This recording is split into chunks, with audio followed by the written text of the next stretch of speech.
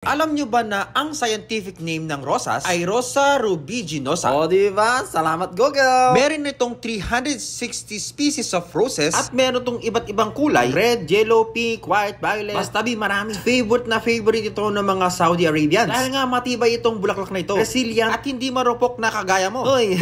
At syempre for today's video ay gagamit tayo ng 10 pieces na mga bulaklak. Talagang fresh na fresh. Nagregalo ka ng roses. At syempre mga bi, wag nating kakalimutan na maglagay doon ng mga accessories sa pampaganda. Kagaya itong limonium. Yes mga bi, gumamit pala tayo ng limonium na medyo dark violet para syempre mag-complement ito sa ating gagawing color palette ng arrangement. Dahil light violet ang gagamitin natin, syempre maganda combination din dark violet para perfect na perfect, bonggang-bongga. So yun na nga mga bi, maraming salamat pala sa recent video na nag-viral ako. Sa mga new followers ko ngayon, welcome sa pamilya ng mga bubuyog. Mahal na mahal ko kayo. Kaya tayo ay magtusukan na. Speaking of tusukan, tutusukan pa natin ito ng mas maraming mga greens. Yes, syempre dadagdag natin itong pampasosyal na eucalyptus. So sipat-sipatin